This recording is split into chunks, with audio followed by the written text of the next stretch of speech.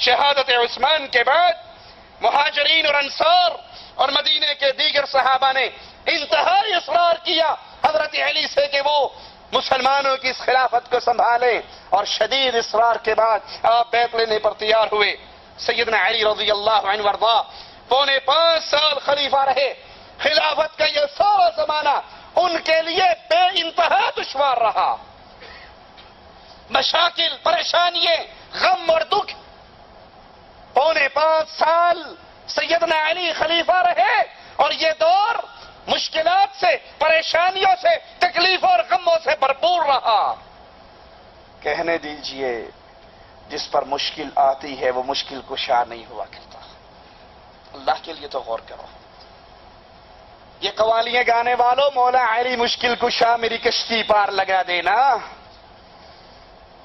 علی مشکل کشا ہوتے تو ان پہ مشکل، علی مشکل کشا ہوتے، حاجت روا ہوتے، بگڑی بنانے والے ہوتے، مصیبتیں دور کرنے والے ہوتے، ہم کسی کی بات نہیں کرتے، اکیلے علی کی بات کرتے ہیں رضی اللہ عنہ وارضا۔ اگر ان کے ہاتھ میں یہ سب کچھ ہوتا، اپنی خلافت کے ایام تو خوش اسلوبی سے گزار لیتے۔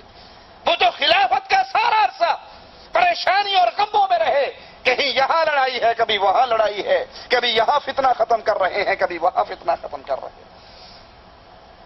سیدنا علی کی پہلی مشکل کہ عثمان خلیفۃ المسلمین شہید کر دیے گئے، اور عام آدمی شہید نہیں ہوا، خلیفۃ المسلمین شہید ہوا ہے۔ اس کے قاتلوں کو کیسے گرفتار کیا جائے؟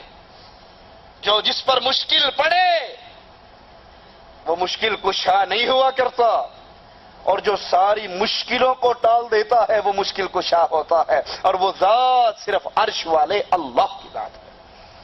باقی سارے منگتے، باقی سارے سوالی، باقی سارے فقیر، باقی سارے کلاش، باقی سارے مصیبتوں پریشانیوں میں گھرے ہوئے، اور ہر طرح کی مصیبت کو دور کرنے والا ایک اللہ۔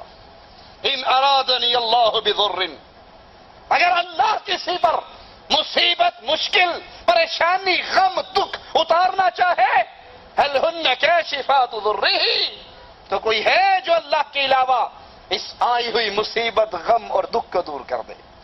سیدنا علی کی خلافت میں پہلی مشکل، مسلمانوں کا خلیفہ شہید ہوا ہے، عام آدمی نہیں۔ رسول کا داماد شہید ہوا ہے، عام آدمی نہیں۔ جنت کا ایک مجلس میں 7 مرتبہ جنت کا ٹکٹ لینے والا عثمان شہید ہوا ہے، عام آدمی نہیں۔ فرشتے اس سے حیا کرتے تھے، عام آدمی نہیں۔ اس کے قاتلوں کو کیسے پکڑے؟ اور مشکل کیا تھی؟ جب سیدنا عثمان کے گھر کا گھراؤ ہوا تھا تو گھراؤ کرنے والے کتنے تھے؟ ہزاروں لوگ تھے۔ کوئی مصر سے آیا، کوئی کوفے سے آیا، کوئی بصرہ سے آیا، ہزاروں باغیوں نے سیدنا عثمان کے گھر کا گھراؤ کیا، اور پھر کچھ اندر داخل ہوئے اور انہوں نے شہید کر دیا۔ اب یہ پتہ ہی نہیں کہ اندر گیا کون تھا، مارنے والا کون۔ تمہارے لسوڑی شاہ کو علم غیب ہے، تمہارے پھسوڑی شاہ کو علم غیب ہے، کاما والی سرکار کو بھی علم غیب ہے، پیر کتے شاہ کو بھی علم غیب ہے، لاہور کے کوڑے شاہ کو بھی علم غیب ہے، ایبٹ آباد کے کھوتے شاہ کو بھی علم غیب ہے، مان سیرے کے دھنکے پیر کو بھی علم غیب ہے، ملتان کے شمس تبریز کو علم غیب ہے، گجرات کے ڈولے شاہ کو علم غیب ہے۔ اور یہ علی رضی اللہ عنہ وارضا ہزاروں کا مجمع ہے، ان میں سے کچھ لوگوں نے عثمان کو شہید کیا ہے۔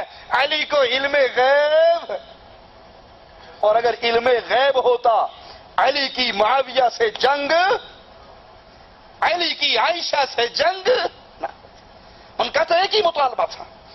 سیدنا معاویہ نے کہا تھا اپنا ہاتھ آپ کے ہاتھ میں دوں گا، اہل شام آپ کی بیعت کریں گے، صرف عثمان کے قاتلوں کو گرفتار کر لو۔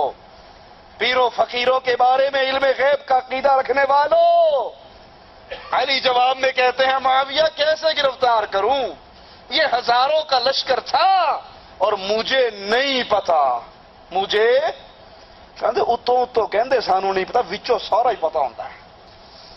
یہ ہمارے پیر جب کہتے ہیں نا سانو نہیں پتا، اتو اتو کہتے ہیں، اندر سے انہیں سارا پتا ہوتا ہے۔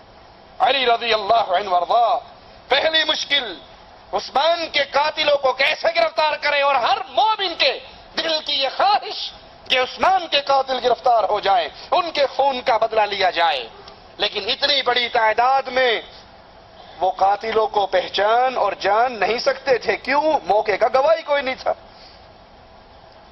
سیدہ نائلہ رضی اللہ تعالی عنہا زوجہ عثمان، جب ظالموں نے اپنی تلواروں کو بلند کیا، یہ عثمان کو بچانے کے لیے دوڑی اور ان کی انگلیاں کٹ گئی، اور باغی یا کوفے سے آئے تھے یا مصر سے آئے تھے یا بصرے سے آئے تھے، نائلہ ان کو پہچانتی نہیں تھی۔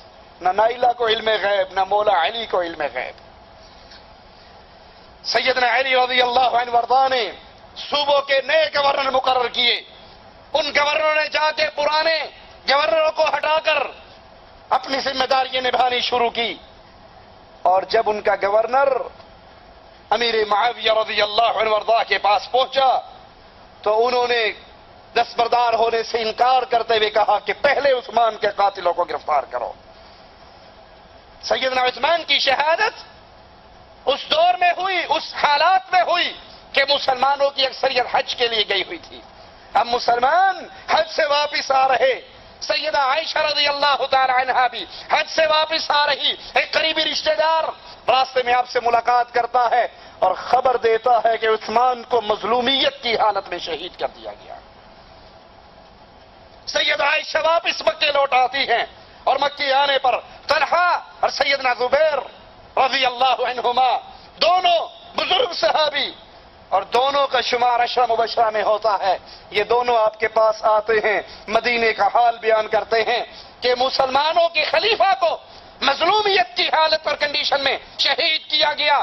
اس کے بعد لوگوں نے سیدنا علی کے ہاتھ پہ بیعت کر لی، لیکن ابھی تک مدینہ فتنے کی زد کے اندر ہے۔ اہل مکہ پوچھتے ہیں سیدہ عائشہ سے آپ واپس کیوں لوٹ آئی؟ جواب میں کہتی ہیں عثمان کو شہید کر دیا گیا، اور مدینہ الرسول ابھی بھی فتنوں کے زد میں ہے۔ اٹھو، مسلمان خلیفہ کے قتل کا بدلہ لینے کے لیے، اس کے قاتلوں کو گرفتار کرنے کے لیے، اس کے خون کا انتقام لینے کے لیے۔ سیدنا طلحہ، سیدنا زبیر اور مومنوں کی ماں سیدہ عائشہ رضی اللہ تعالی عنہا، ان کی پکار پر ہزاروں لوگ اکٹھے ہو گئے۔ انہوں نے بصرہ پہنچ کر قیام کیا۔ سیدنا علی کو پتہ لگا، یہ بھی اپنی فوج لے کر بصرہ پہنچے۔ سیدنا علی نے سیدہ عائشہ رضی اللہ تعالی عنہما سے پوچھا آپ کیوں آئی ہیں؟ آنے کا کیا مقصد ہے؟ انہوں نے کہا ہمارے آنے کا مقصد ہے کہ عثمان کے خون کا بدلہ لیا جائے، اس کے قاتلوں کو گرفتار کیا جائے۔ سیدنا علی نے کہا یہی مقصد میرا بھی ہے، میں بھی یہ چاہتا ہوں کہ عثمان کے قاتلوں کو گرفتار کروں، لیکن علی کو مشکل یہ ہے کہ موقع کا گواہ کوئی نہیں۔ علی کو پریشانی یہ ہے موقع کا گواہ کوئی نہیں، دیکھے کون، بتائے کون؟ سیدنا عثمان تھے، سیدہ نائلہ تھی، موقع پہ کوئی گواہ نہیں اور وہ پہچانتی نہیں۔ قاتلوں کا گروہ جو اس غرض سے آیا وہ ہزاروں کی تعداد میں، اور یہ ہزاروں باغی بھی تائب ہو کر مسلمانوں کی فوج میں داخل ہو کر میرے ہاتھ پہ بیعت کر چکے ہیں، اسلامی فوج میں شامل ہو گئے ہیں۔